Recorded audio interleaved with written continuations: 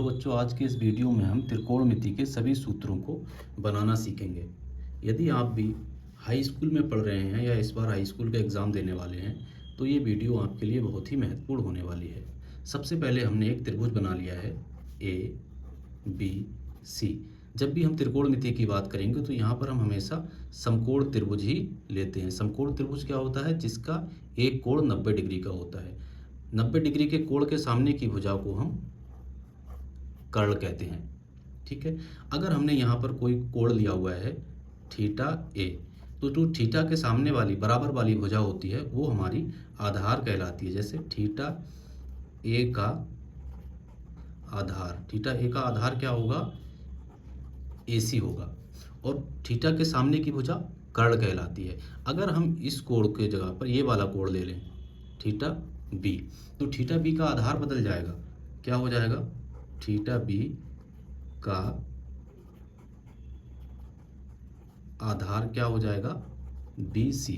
इस बात का ध्यान रखना है, जब भी हमारा कोण बदलता है तो आधार बदल जाता है। आधार हमेशा फिक्स नहीं रहेगा। इस कोण के लिए आधार ये है और इस कोण के लिए आधार ये है, और जो भी कोण होता है उसके सामने की भुजा लंब कहलाती है। थीटा बी का लंब AC होगा और थीटा ए का लंब BC होगा। ठीक है, त्रिकोणमिति में कुल 6 अनुपात होते हैं। कितने अनुपात होते हैं? 6 अनुपात।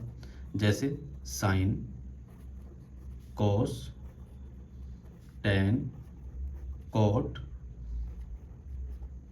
कोसेक और सेक।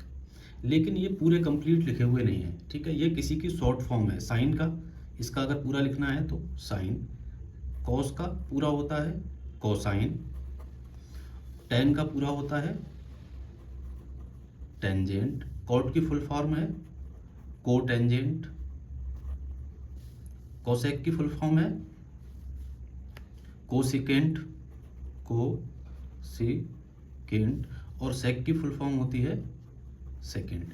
लेकिन आपने देखा होगा साइन का कोई मतलब नहीं है जब तक इसके साथ कोई कोण ना लगा हो।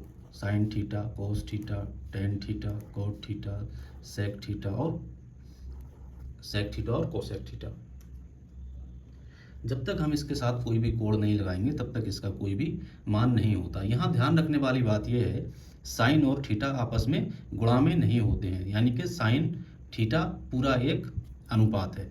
यहाँ पर साइन थीटा का मान क्या होता है उसके लिए हमें यहाँ कुछ याद करना पड़ेगा, जो हमारा कहलाता है लाल बटे कक्का। क्या होता है? लाल बटे कक्का। ठीक है, अब जो हमारा लाल है ऊपर हम लिख देंगे साइन, कॉस, टैन। नीचे साइन का उल्टा कोसेक, कॉस का उल्टा सेक और टैन का उल्टा कॉट। अब अगर हम साइन का मान हमें लिखना है, साइन थीटा बराबर क्या होता है? लंब बटे कर्ण। यहां से देखेंगे लंब बटे कर्ण, तो ये हो गया हमारा लंब बटे कर्ण। कॉस थीटा बराबर क्या होता है? आधार बटे कर्ण, आधार बटे कर्ण। टैन थीटा बराबर क्या होता है? टैन थीटा लंब बटे आधार, और कॉट थीटा, अब देखो कॉट थीटा तो उल्टा चलना है, नीचे से ऊपर। कॉट थीटा बराबर आधार बटे लंब। इसी प्रकार से सेक कोसेक थीटा के लिए भी ऊपर से नीचे से ऊपर क्या हो जाएगा? कर्ण बटे लंब। और सेक थीटा के लिए भी नीचे से ऊपर क्या हो जाएगा? कर्ण बटे आधार। उम्मीद है यहाँ तक समझ में आया होगा। अब हम इनके कुछ जो इनके आपस में रिलेशन है कि उसके बारे में बात करेंगे। जैसे साइन थीटा बराबर होता है 1 बटे कोसेक थीटा, कोसेक थीटा। इसी प्रकार से कॉस थीटा बराबर होता है 1 बटे सेक थीटा, या इसका उल्टा भी बोल देते हैं, सेक थीटा बराबर 1 बटे कॉस थीटा भी होता है। इसी प्रकार से कॉट थीटा बराबर होता है 1 बटे टैन थीटा, या इसका उल्टा भी सत्य होता है। उल्टा का मतलब क्या है?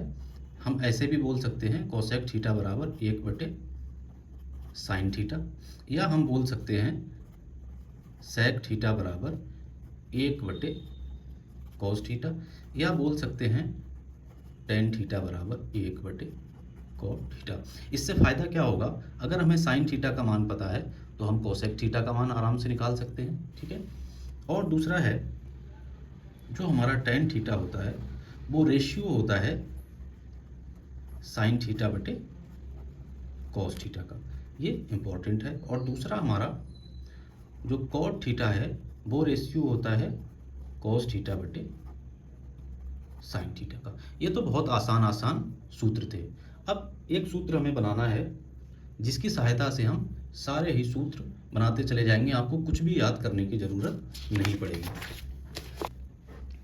बच्चों, हमने यहाँ पर एक त्रिभुज ले लिया है ABC, क्योंकि हम जानते हैं जो हमारी पाइथागोरस प्रमेय है उसकी सहायता से हम क्या कर सकते हैं, कर्ण का स्क्वायर बराबर होता है लंब स्क्वायर प्लस आधार का स्क्वायर। अगर हम इस पूरे समीकरण को कर्ण से भाग कर दें तो ये क्या हो जाएगा, कर्ण का स्क्वायर बटे कर्ण का स्क्वायर, लंब का स्क्वायर बटे लंब का स्क्वायर, वो कर्ण का स्क्वायर, और ये हो जाएगा आधार स्क्वायर बटे कर्ण का स्क्वायर। कर्ण स्क्वायर से कर्ण स्क्वायर कट जाएगा। इसको हम कैसे लिख सकते हैं, लंब बटे कर्ण का पूरे का स्क्वायर प्लस आधार बटे कर्ण का पूरे का स्क्वायर बराबर 1 हो गया।